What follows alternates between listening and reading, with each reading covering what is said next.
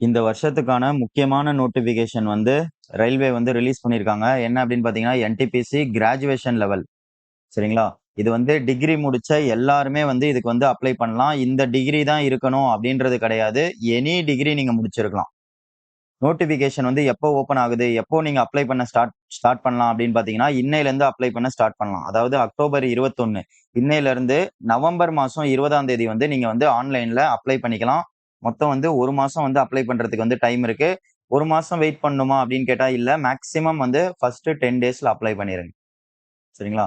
ஆ எப்படி அப்ளை பண்ணணும் எல்லாமே வந்து மேக்ஸிமம் நாளைக்கு வந்து நான் உங்களுக்கு வீடியோ போட்டுருவேன். அத பார்த்துட்டு அப்ளை பண்ணுங்க. ஏன்னா தப்பா அப்ளை பண்ணிறாதீங்க. சரிங்களா? அதுக்கு தான் சொல்றேன். இந்த நோட்டிஃபிகேஷன்ல என்னென்ன போஸ்ட் இருக்கு அப்படின்னு பார்த்தீங்கன்னா, கமர்ஷியல் கம் டிக்கெட் சூப்பர்வைசர் சிசிடிஎஸ் அப்படின்னு சொல்லுவாங்க. இந்த சிசிடிஎஸ்ல என்னென்ன போஸ்ட் வரும் அப்படின்னு பார்த்தீங்கன்னா, டிடிஇ அதாவது ticket checking, booking office, parcel office, goods shed இங்கெல்லாம் வேலை வேணும்னு நினைச்சீங்கன்னா, இந்த சிசிடிஎஸ் நீங்க வந்து பிரிஃபர் பண்ணலாம்.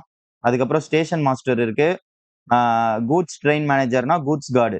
அதுக்கப்புறம் ஆஃபீஸ் ஒர்க் வேணும்னா junior accounts assistant cum typist, senior clerk cum typist. அதுக்கப்புறம் டிராஃபிக் அசிஸ்டன்ட். மொத்தம் 6 வகையான போஸ்ட் இருக்கு. இதுக்கு மெடிக்கல் ஸ்டாண்டர்ட் என்னென்ன அப்படின்னு பாருங்க.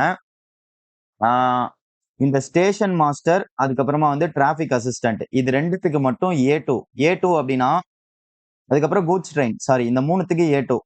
இந்த 3 இதுக்கு நீங்க வந்து ஸ்பெக்ஸே போட்டிருக்க கூடாது. இந்த 3 போஸ்டிங்க்கு வந்து அதாவது station master, goods train manager, traffic assistant இது மூணுத்துக்குமே வந்து ஸ்பெக்ஸ் போட்டிருந்தா அலவுடே கிடையாது. சரிங்களா? அதே மாதிரி இந்த சிசிடிஎஸ் இந்த போஸ்டிங்க்கு வந்து B2 மெடிக்கல் ஸ்டாண்டர்ட். B2னா உங்களுக்கு வந்து பவர் வந்து பிளஸ் ஆர் மைனஸ் 4 இருக்கலாம். +4 இல்ல -4 வரைக்கும் இருக்கலாம். அதை தாண்டி இருக்கக்கூடாது சிசிடிஎஸ்க்கு. அதுக்கப்புறமா வந்து இந்த ஆஃபீஸ் ஒர்க்குக்குலாம் வந்து மெடிக்கல் ஸ்டாண்டர்ட் வந்து பார்த்தீங்கன்னா C2. C2னா இதுல வந்து உங்களுக்கு பவர் எவ்வளவு வேணா இருக்கலாம். புரியுதா? எவ்வளவு வேணா இருக்கலாம். பிளஸ் ஆர் -4க்கு மேல எவ்வளவு கூட இருக்கலாம். சோ பிரச்சனை இல்ல. அதே மாதிரி பேசிக் பே குடுத்துருக்காங்க. பேசிக் பே தான் உங்களுக்கு சேலரியான்னு கேட்டா கிடையாது. இப்போ உங்களுக்கு வந்து சிசிடிஎஸ்க்கு பேசிக் பே வந்து 35,400னா இன் ஹேண்ட் சேலரி வந்து உங்களுக்கு அரௌண்ட் 65K பிளஸ் வரும். புரியுதா?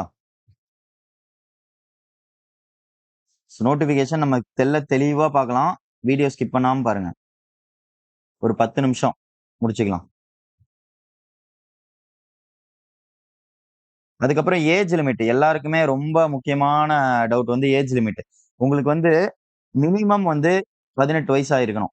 18 இயர்ஸ் ஆயிருக்கணும். சரிங்களா? அதாவது நீங்க 1/1/2008க்கு அப்புறம் பொறந்திருக்க கூடாது. புரியுதா? இதுக்கு முன்னாடி பொறந்திருந்தீங்கன்னா நீங்க எலிஜிபிள். எந்த கேட்டகரியா வேணா இருங்க. எந்த கேட்டகரி அதே மாரி மேக்ஸிமம் ஏஜ் லிமிட் என்ன அப்படின்னு பார்த்தீங்கன்னா, யூஆர் இல்ல இடபிள்யூஎஸ்ஸா இருந்தீங்கன்னா 1993 ஆ ஒன் ஜனவரி 2ஆம் தேதி. இதுக்கு முன்னாடி நீங்க பொறந்திருந்தா எலிஜிபிள் கிடையாது. இதுக்கப்புறம் பொறந்திருந்தா நீங்க எலிஜிபிள். அதாவது இந்த டேட்டுக்கு முன்னாடி பொறந்திருக்க கூடாது. யூஆர் இல்ல இடபிள்யூஎஸ்ஸா இருந்தீங்கன்னா. இதுவே ஓபிசியா இருந்தீங்கன்னா, ஓபிசிக்குள்ள பார்த்தீங்கன்னா, இந்த எம்பிசி, பிசி இது எல்லாம் சேர்த்து ஓபிசின்னு சொல்லுவாங்க. ஓபிசி நான் கிரிமி லேயர். ஓபிசியா இருந்தீங்கன்னா, நீங்க 1990 ஜனவரி 2 இந்த டேட்டுக்கு முன்னாடி பொறந்திருந்தா எலிஜிபிள் கிடையாது. இந்த டேட் இல்ல இந்த டேட்டுக்கு அப்புறம் வந்து பொறந்திருக்கலாம். எஸ்சி, எஸ்டியா இருந்தீங்கன்னா 1988 ஆ சரிங்களா? இது எல்லாமே 2026 நியூ இயர பேஸா வச்சு குடுத்துருக்காங்க. Age relaxation. அடுத்து இதுக்கு எஜுகேஷனல் குவாலிஃபிகேஷன் சொல்ட்டோம். எனி டிகிரி முடிச்சிருந்தா நீங்க வந்து இந்த எக்ஸாம்க்கு வந்து நீங்க வந்து அப்ளை பண்ணிக்கலாம் அப்படின்னு சொல்லி. அதுக்கப்புறமா வந்து எக்ஸாம் ஃபீஸ் எவ்வளோ? அப்படின்னு பார்த்தீங்கன்னா, நீங்க யூஆர், ஓபிசி இந்த 2 கேட்டகரியில உள்ள மேல் மேலா இருந்தீங்கன்னா மட்டும் உங்களுக்கு வந்து ரூ. 500 ஃபீஸ். சரிங்களா? மத்த எல்லாருக்குமே நீங்க ஃபீமேலா இருந்தீங்கன்னா, எந்த கேட்டகரியா வேணா இருங்க. உங்களுக்கு வந்து ரூ. 250 தான் ஃபீஸு. அதே மாரி எஸ்சி, எஸ்டி, மேல், ஃபீமேல் இவங்க எல்லாருக்கும் ரூ. 250 தான் ஃபீஸு. எக்ஸ் சர்வீஸ் மேனா இருந்தா ரூ. 250 தான் ஃபீஸு. இப்ப ரூ. 500 நீங்க கட்டுறீங்கன்னா, உங்களுக்கு வந்து பிரிலிம்ஸ் வந்து நீங்க பாஸ் பண்ண தேவையில்ல. ஜஸ்ட் வந்து அட்டெண்ட் பண்ணா போதும். ரூ. 400 வந்து உங்களுக்கு ரீஃபண்ட் ஆயிரும். ரூ. 250 கட்டுறவங்களுக்கு வந்து ஃபுல்லாவே ரூ. 250 ரீஃபண்ட் ஆகும். இதுல பேங்க் சார்ஜஸ் வந்து ஒரு ரூ. 20 ரூ. 30 வந்து புடிச்சுட்டு மீதி வந்து ரீஃபண்ட் பண்ணிருவாங்க. எக்ஸாம் நீங்க ஜஸ்ட் ஃபர்ஸ்ட் ரவுண்ட் அட்டெண்ட் பண்ணா போதும். அதுக்கு தான் சொல்றேன் மேக்ஸிமம் வந்து குவாலிஃபிகேஷன் இருக்க எல்லாருமே வந்து ஃபர்ஸ்ட் அப்ளை பண்ணுங்க.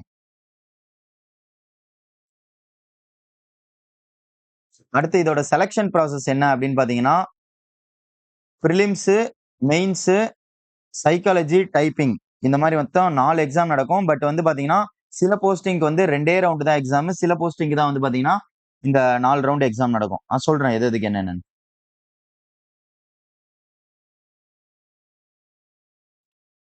4 ஸ்டேஜஸ்னா கூட உங்களுக்கு வந்து எப்படி வரும்னா, prelims, mains, psychology, document verification. Document வெரிஃபிகேஷன்லாம் நீங்க ஒரு ஸ்டேஜ் மெடிக்கல் டாக்குமெண்ட் வெரிஃபிகேஷன்லாம் ஒரு ஸ்டேஜஸா கன்சிடர் பண்ணுவாங்க.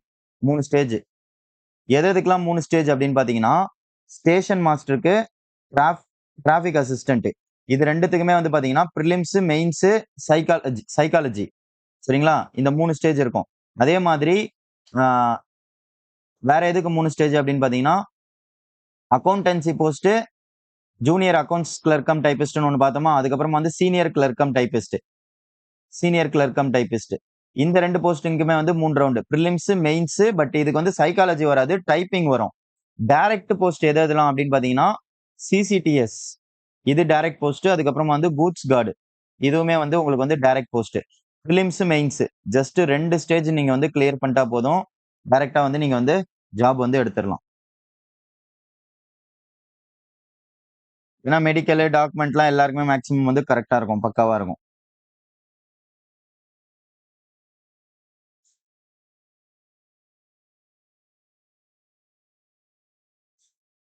ஓகே.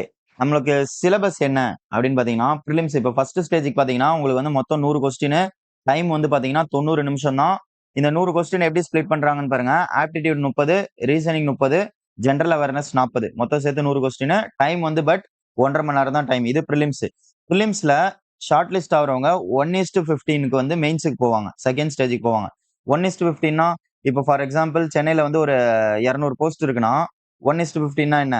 அப்படியே ஒரு போஸ்டிங்க்கு 15 பேர் வந்து மெயின்ஸ் கொடுப்பாங்க. சரிங்களா? 3000 பேர் வந்து மெயின்ஸ் எழுதுவாங்க. செகண்ட் ஸ்டேஜ் 1:15க்கு பிரிலிம்ஸ்ல பாஸ் பண்ணிட்டீங்கன்னா மெயின்ஸ்ல போவீங்களா? மெயின்ஸ்ல வந்து பாத்தீங்கன்னா டைம் அதே டைம் தான். 90 நிமிஷம் தான். சிலபஸும் அதே தான். பட் நம்பர் ஆஃப் கொஸ்டின் மட்டும் அதிகமாயிருது. அப்போ வந்து நமக்கு ஸ்பீடு வந்து ரொம்ப அதிகமா இருக்கணும். மெயின்ஸ பொறுத்தளவுல. நம்ம ஒன்ஸ் பிரிலிம்ஸ் பாஸ் பண்ணிட்டோம்னாலே நமக்கு அந்த ஸ்பீடு எல்லாமே இருக்கும். கெப்பாசிட்டி எல்லாமே இருக்கும். சரிங்களா? மெயின்ஸ்லயும் வந்து அதே சிலபஸ் தான். But ah number of question மட்டும் மாறுது பாருங்க. Maths 35, reasoning 35, general awareness 50. மொத்தம் சேர்த்து 120 கொஸ்டின். அதே 90 நிமிஷம். இன்கேஸ் நீங்க மெயின்ஸ் பாஸ் பண்ணிட்டீங்கன்னா, direct post cut off clear பண்ணிட்டீங்கன்னு வச்சுக்கோங்க.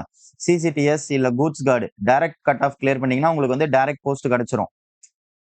இன்கேஸ் நீங்க வந்து சைக்காலஜிக்கு ஷார்ட் லிஸ்ட் ஆகுறீங்க அப்படின்னா, சைக்காலஜி வந்து பாத்தீங்கன்னா கம்ப்யூட்டர் பேஸ்ட் ஆப்டிடியூட் டெஸ்ட் அப்படின்னு சொல்லுவாங்க. இது வந்து 1:8 வந்து சைக்காலஜிக்கு கூப்பிடுவாங்க. ஒரு போஸ்டிங்க்கு 8 பேர் அப்படின்ற விகிதத்துல கூப்பிடுவாங்க. இந்த சைக்காலஜி எப்படி இருக்கும்னா, மொத்தம் 5 செக்ஷன் இருக்கும். ஒவ்வொரு செக்ஷன்லயுமே வந்து 60 கொஸ்டின். இந்த 60 கொஸ்டின்ல ஒவ்வொரு செக்ஷன்லயுமே வந்து குவாலிஃபைங் மார்க் வந்து 42 மார்க் நீங்க எடுக்கணும்.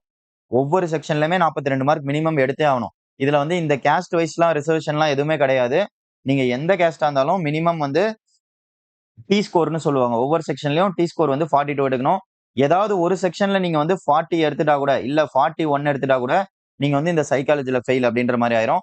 இந்த சைக்காலஜில ஃபெயில் ஆகி நீங்க வந்து மெயின்ஸ்ல வந்து நல்ல மார்க் எடுத்து சிசிடிஎஸ் இல்ல கூட்ஸ் கார்ட் கிளியர் பண்ணியிருந்தீங்கன்னா உங்களுக்கு வேலை கிடைச்சிரும். அப்படி இல்ல நீங்க வந்து டைப்பிங் பாஸ் பண்ணியிருந்து டைப்பிங் போஸ்ட்க்கு ஷார்ட் லிஸ்ட் ஆகுறீங்கன்னு வச்சுக்கோங்களேன். இப்ப நீங்க சைக்காலஜி கிளியர் பண்ணிட்டீங்கன்னா உங்களுக்கு ஸ்டேஷன் மாஸ்டர் குடுத்துருவாங்க. அப்படி இல்லன்னா டிராபிக் அசிஸ்டன்ட் கிடைக்கும். இல்ல சைக்காலஜி போயிருச்சு உங்களுக்கு. இன்கேஸ் வந்து சைக்காலஜி ஃபெயில் ஆயிட்டீங்க. அப்ப வந்து ஸ்டேஷன் மாஸ்டருக்கு நீங்க வந்து எலிஜிபிள் கிடையாது. அதே மாரி டைரக்ட் கட் ஆஃப்பும் வந்து நீங்க சிசிடிஎஸும் கிளியர் பண்ணல. கூட்ஸ் கார்டும் கிளியர் பண்ணல. ஆ சைக்காலஜி கிளியர் இல்லன்னா டிராபிக் அசிஸ்டன்ட்க்கும் எலிஜிபிள் இல்ல. அப்ப மீதி நீங்க எந்தெந்த போஸ்டிங்க்கு தான் எலிஜிபிள் இருப்பீங்க? ஆ சீனியர் கிளர்க்குக்கும், அக்கவுண்டன்சி போஸ்ட்டுக்கும் எலிஜிபிள் இருப்பீங்க. இப்ப வந்து உங்கள என்ன பண்ணுவாங்கன்னா, டைப்பிங் கூப்பிடுவாங்க. டைப்பிங்ல வந்து பாத்தீங்கன்னா, ஒரு நிமிஷத்துக்கு 30 வேர்ட்ஸ் அடிக்கணும். டைப்பிங் எக்ஸாம் மொத்தமே வந்து பாத்தீங்கன்னா சாரி. ஒரு நிமிஷத்துக்கு 30 வேர்ட்ஸ் அடிக்கணும். டைப்பிங்க்கு. மொத்தமே வந்து எக்ஸாமே வந்து 10 மினிட்ஸ் தான். இந்த டைப்பிங்க பொறுத்தவரைக்கும். டைப்பிங் வந்து சிம்பிளா தான் இருக்கும். நீங்க வந்து ஜஸ்ட் வந்து ஒரு 2 மாசம் நீங்க பிராக்டிஸ் பண்ணாலே போதும். இந்த டைப்பிங் வந்து கிளியர் பண்ணிடலாம். ஈவன் நீங்க சர்டிஃபைட் வரைக்கும் முடிச்சிருக்கீங்கன்னா பிரச்சனை இல்ல. ஈஸியா அடிக்கலாம். இதுல ஒரே ஒரு டிஸ்அட்வான்டேஜ் என்னன்னா, நீங்க தப்பா அடிச்சிட்டீங்கன்னு வச்சுக்கோங்களேன், உங்களுக்கு வந்து பேக் ஸ்பேஸ்லாம் வந்து இதுல வந்து வொர்க் ஆகாது. எக்ஸாம்ல வந்து அழிச்சிட்டுலாம் அடிக்க முடியாது. அடிச்சா அடிச்சது தான். எரர் வந்து நீங்க வந்து ரொம்பவே கம்மியா எரர் இருக்கணும். எரர் பெர்சன்டேஜ்லாம் வந்து ரொம்ப கம்மியா இருக்கணும். அப்பதான் வந்து பாஸ் பண்ண முடியும். எரர் மினிமலா அடிக்கணும். ஒரு 95% அக்யூரசில அடிச்சீங்கன்னா பாஸ் பண்ணிடலாம். இங்க குடுத்துருக்காங்க பாருங்க. எது எதுக்கெல்லாம் 2 ஸ்டேஜ், எது எதுக்கெல்லாம் 3 ஸ்டேஜ். கூட்ஸ் ட்ரெயின் மேனேஜருக்கு வந்து பிரிலிம்ஸ், மெயின்ஸ் மட்டும் தான் இருக்கு.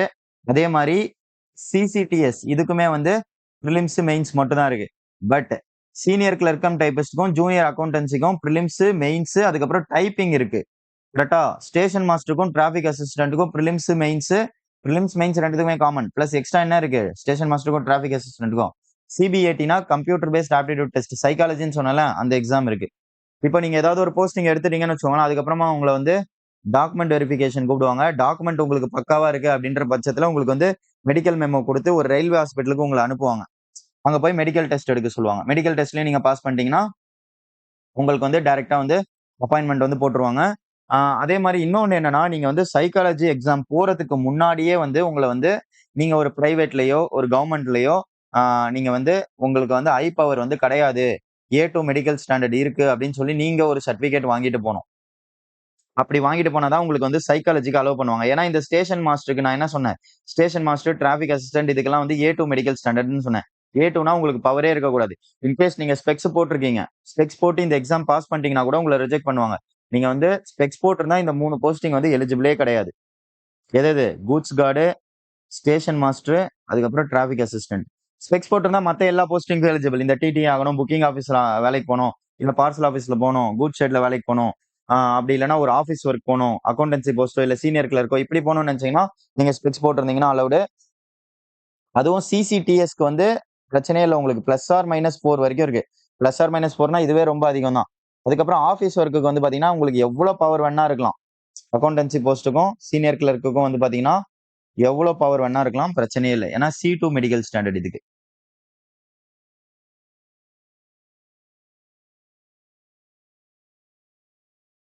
அடுத்து இத அப்ளை பண்ணும்போது ரொம்பவே கேர்ஃபுல்லா அப்ளை பண்ணணும். சரிங்களா? அதுக்காக தான் நான் வந்து அப்ளை பண்ற வீடியோ போட்டுட்டதுக்கு அப்புறம் அத பார்த்துட்டு அப்ளை பண்ணுங்க அப்படின்னு சொல்லி சொல்றேன். சரிங்களா? 1 ஆர் 2 டேஸ் கூட வெயிட் பண்ணுங்க. நம்ம வீடியோ வந்து போட்டதுக்கு அப்புறம் அத பார்த்துட்டு அப்ளை பண்ணுங்க.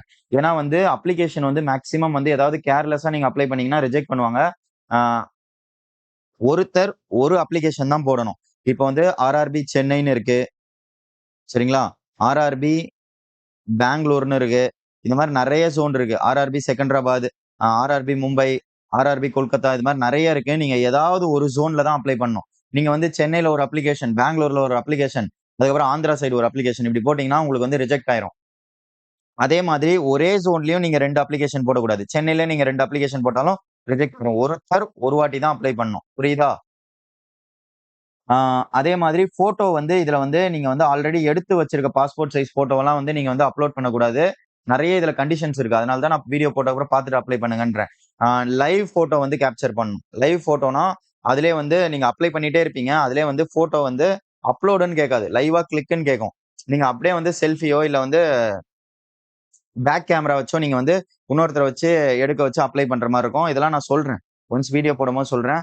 அதே மாதிரி உங்களோட பேக்கிரவுண்டும், உங்களோட ட்ரெஸ் கலருமே வந்து கான்ட்ராஸ்ட்டா இருக்க மாரி பார்த்துக்கோங்க. வேற வேற கலரா இருக்க மாரி பார்த்துக்கோங்க. நீங்க ஃபோட்டோ எடுக்கும்போது உங்களோட ஃபேஸ் வந்து நல்லா ஃப்ரண்ட்ல பார்த்த மாரி தெளிவா இருக்கணும். உங்களோட காது இதெல்லாம் வந்து கரெக்ட்டா தெரியணும். சரிங்களா? கண்ணெல்லாம் வந்து ஓப்பன்ல இருக்கணும். கண்ணாடி அதெல்லாம் போட்டுருக்க கூடாது. கேப் போட்டுருக்க கூடாது. இதெல்லாம் போட்டிருந்தீங்கன்னா கூட ரிஜெக்ட் பண்ணுவேன் அப்படின்னு சொல்லியிருக்காங்க. அதே மாரி சைன் அப்லோட் பண்ணுவீங்க. இந்த சைன் வந்து எப்படி இருக்கணும்னா, ஆ சைன் வந்து பார்த்தீங்கன்னா, நீங்க பிளாக் பென்ல போட்டுருக்கணும். ப்ளூ பென் யூஸ் பண்ணக்கூடாது. பிளாக் பென்ல போட்டுருக்கணும். அதே மாரி ரன்னிங் லெட்டர்ல போடணும். கேப்பிட்டல்ல போடக்கூடாது சைன. ரன்னிங் லெட்டர்ல போடணும். இந்த மாரி நெறைய கண்டிஷன் குடுத்துருக்காங்க. அதே மாரி கலர் பேப்பர்ல சைன் போடக்கூடாது. ஒயிட் பேப்பர்ல போட்டு ஸ்கேன் பண்ணணும். சோ, அதனால தான் சொல்றேன். ஒன்ஸ் வீடியோ பாருங்க. பார்த்துட்டு நீங்க அப்ளை பண்ணுங்கன்னு திரும்ப திரும்ப. சரிங்களா? நம்மன்னு இல்ல, வேற யாராவது உங்களுக்கு அப்ளை பண்ற வீடியோ போட்டா கூட நீங்க வந்து பார்த்துட்டு அப்ளை பண்ணுங்க தெளிவா. இந்த கண்டிஷன்லாம் அவங்க ஃபாலோ பண்ணி பண்றாங்களான்னு பார்த்துட்டு, அதுக்கப்புறமா வந்து அத பார்த்து அப்ளை பண்ணுங்க. மேக்ஸிமம் அப்ளை பண்ண சொல்லி தரவங்க வந்து கரெக்ட்டா எல்லாத்தையும் நோட்டிஃபிகேஷன் படிச்சுட்டு தான் அப்ளை பண்ண உங்களுக்கு சொல்லி தருவாங்க. அதனால பிரச்சனை இருக்காது. அதுக்கப்புறம் ரொம்பவே முக்கியமான விஷயம் என்னன்னு பார்த்தீங்கன்னா, வேக்கன்சி.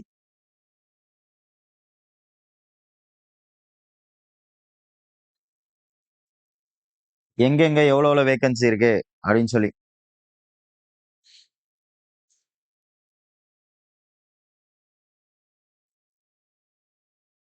என்ன போய்க்கிட்டே இருக்கே! இதோ வந்துருச்சு மக்களே. லேண்ட்ஸ்கேப்ல வந்துருச்சு. அப்படியே டேர்ன் ஆயிடுச்சு வேகன்சி பிடிஎஃப்ல. ஓகே, வேகன்சி நான் எங்கெங்க எவ்வளவு இருக்கு அப்படியே உங்களுக்கு வந்து சொல்றேன், பாத்துக்கோங்க. வந்து லேண்ட்ஸ்கேப்ல வந்துருச்சு. சென்னை, அதாவது ஆர்ஆர்பி சென்னையில வந்து பாத்தீங்கன்னா உங்களுக்கு வந்து 187 வேகன்சி கொடுத்துருக்காங்க சென்னையில. முதல்ல சவுத்ல எங்கெங்க என்னென்ன இருக்குன்னு பாத்துருவோம். அடுத்தது பெங்களூர்ல வந்து பாத்தீங்கன்னா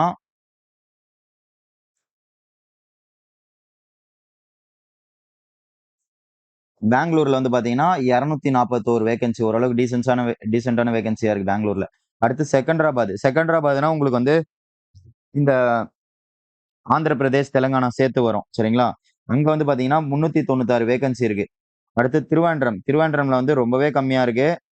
கேரளா, திருவேண்டரம்னா கேரளா. இங்க வந்து பாத்தீங்கன்னா உங்களுக்கு ஜஸ்ட் 58 வேகன்சி தான் இருக்கு. இதுதான் வந்து சவுத்ல வேகன்சி. மேக்ஸிமம் வந்து சவுத்தே வந்து ப்ரிஃபர் பண்ணுங்க. நார்த்ல வேகன்சி இருக்கு அப்படின்னு சொல்லி நார்த் போடாதீங்க. ஏன்னா வந்து என்னதான் வேகன்சி இருந்தாலும் கட் ஆஃப் வந்து ரெண்டு இடத்துலயும் மோர் ஓவர் சிமிலரா தான் போகும் சரிங்களா.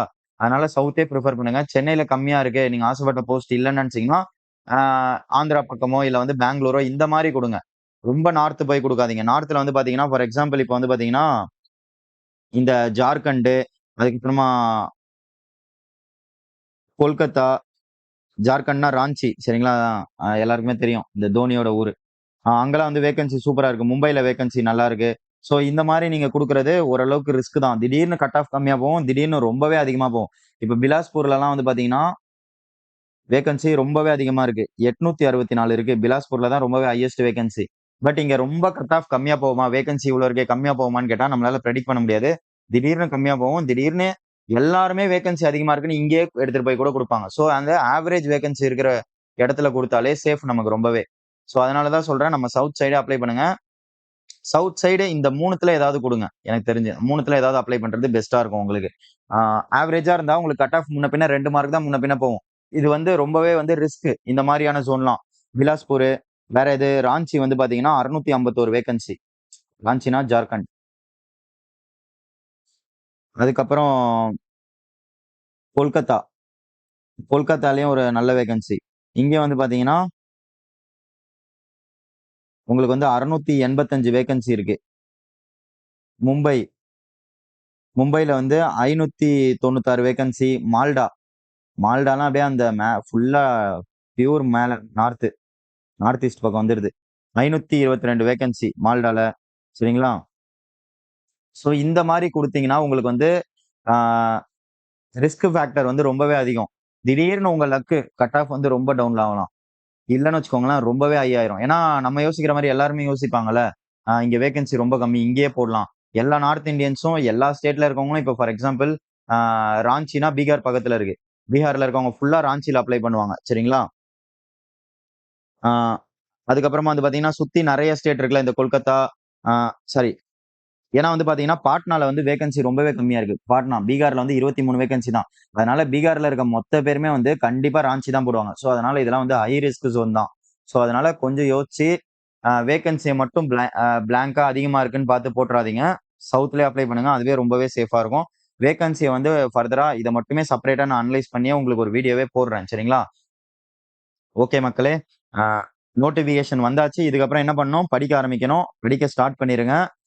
எப்படி படிக்கணும்னு தெரியலனா நம்ம கோர்ஸ் ஃபாலோ பண்ணுங்க. பிளே ஸ்டோர் போங்க, ரயில்வேஸ் தமிழ் அப்படின்னு சொல்லி அடிங்க, நம்மளோட ஆப் வரும்.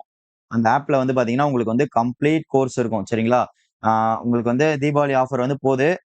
இன்னைக்கு நைட்டு 12 மணியோட இந்த ஆஃபர் வந்து எண்ட் ஆயிரும் சரிங்களா. இதுக்கப்புறம் இதே பிரைஸ்ல கண்டிப்பா கேட்காதீங்க. இன்னைக்கு ஒரு நாள் எக்ஸ்டெண்ட் பண்ணியாச்சு. 1300 rupees ஆர்ஆர்பி என்டிபிசின்னு கோர்ஸே இருக்கும் அதுல. ஆர்ஆர்பி என்டிபிசின்னு அந்த ஆப்ல உள்ள போனீங்கன்னா ரெஜிஸ்டர் பண்ணி கோர்ஸ் இருக்கும். இந்த கோர்ஸ்ல வந்து உங்களுக்கு எல்லாமே கவர் ஆயிருக்கும். ஆப்டிடியூடு, ரீசனிங், சயின்ஸ்லாம் வந்து பாத்தீங்கன்னா சிபிஎஸ்இ புக்ல என்னென்ன கண்டென்ட் தேவையோ கண்டென்ட், அதே மாதிரி ஸ்டாட்டிக் ஜிகே எது எதுக்கு சாரி அப்ஜெக்டிவ் எவ்வளவு தேவையோ அதே அளவுக்கு தேவையான அளவுக்கு அப்ஜெக்டிவ், அதுக்கப்புறம் ஹிஸ்டரி, பாலிட்டி, ஜியாகிரபின்னு உங்களுக்கு என்னென்ன எக்ஸாமுக்கு தேவையோ எல்லாமே கவர் பண்ணியிருப்போம். அது போக மெயினா வந்து டெஸ்ட் சீரியஸ் இருக்கும். டெஸ்ட் சீரியஸ் வந்து உங்களுக்கு 900+ டெஸ்ட் சீரியஸ் இருக்கும் சரிங்களா. இப்போ மேக்ஸ் எல்லாம் கஷ்டம் அப்படின்னு நினைக்கிறவங்க நம்ம கோர்ஸ் ஃபாலோ பண்ணுங்க. உங்களுக்கு வந்து ஃபுல்லாவே வந்து எக்ஸாம்ல வந்து மேக்ஸ் எல்லாம் வந்து நீங்க வந்து ஃபுல்லா ஸ்டெப் பை ஸ்டெப் சால்வ் பண்ணக்கூடாது. ஏன்னா ப்ரிலிம்ஸை பொறுத்த வரைக்கும் 90 minutes 100 கொஸ்டின், மெயின்ஸை பொறுத்த வரைக்கும் 90 minutes 120 கொஸ்டின். அப்படி இருக்கும்போது நீங்க ஸ்டார்ட்டிங்கே லேர்ன் பண்ணும்போது எப்படி லேர்ன் பண்ணணும்னா, ஷார்ட்கட்ல நெறைய அப்ரோச் பண்ற மாரி பார்க்கணும். சரிங்களா? நீங்க பிளாங்க்கா புக் பார்த்து படிச்சீங்கன்னா, உங்களுக்கு சில புக் வந்து நல்லா இருக்கும். சில புக் நீங்க வந்து பெஸ்ட்டா சூஸ் பண்ணீங்கன்னா நல்லா இருக்கும். சில புக் வந்து இந்த காலேஜ்ல படிக்கிற மாரி இந்த ஆர்.எஸ். அகர்வால் அதெல்லாம் படிக்காதீங்க ஆப்டிட்யூடுக்கு. ஏன்னா இதுலலாம் ரொம்ப ஸ்டெப் வைஸ் போட்டிருக்கும். ஸோ இந்த மாரி புக்லாம் ஃபாலோ பண்ணீங்கன்னா கண்டிப்பா ரொம்ப கஷ்டம். அதனால தான் சொல்றேன் இனிஷியலா வந்து ஒன்ஸ் ஏதாவது ஒரு கிளாஸ் போங்க. இல்லன்னா வந்து அங்க ஃபீஸ் வந்து ஒரு கிளாஸ் போனீங்கன்னா என்ன இருக்கும் உங்களுக்கு அரவுண்ட் 25K இருக்கும். சரிங்களா? 25,000 இருக்கும் ஃபீஸ். ஸோ அப்படி இருக்கும்போது உங்களுக்கு வந்து ஆன்லைன் கோர்ஸ் வந்து நம்ம மட்டும் இல்ல, நெறைய ஆன்லைன் கோர்ஸ் இருக்கு. எல்லாமே வந்து அஃபோர்டபுளா தான் இருக்கும். ஸோ ஆன்லைன் கோர்ஸ் ஃபாலோ பண்ணுங்க. உங்களுக்கு பெஸ்ட்டாவே இருக்கும். கிளாஸஸ், டெஸ்ட் சீரிஸ் எல்லாமே இன்க்ளூட் ஆயிரும். சரிங்களா? இப்போலருந்தே படிக்க ஆரம்பிங்க. அடுத்த ஒரு 3லருந்து 4 மாசத்துல வந்து உங்களுக்கு வந்து எக்ஸாம் வந்துரும். ஸோ மேக்ஸிமம் வந்து நீங்க வந்து ஜாயின் பண்ணிட்டதுக்கப்புறம் அதாவது மேத்ஸ்னா ஆப்டிட்யூட், ரீசனிங் இத வந்து ஃபர்ஸ்ட் ஃபுல்லா கவர் பண்ணுங்க. கவர் பண்ணிட்டு அதுக்கப்புறமா வந்து நீங்க science, history, polity, geography, static GK இதெல்லாம் வந்து அதுக்கப்புறம் பாருங்க. இது 2 ரொம்பவே மெயின். இது 2 யாருக்கு தெரியுதோ, அதுக்கு அவங்க கண்டிப்பா பிலிம்ஸ் அடிச்சுருவாங்க.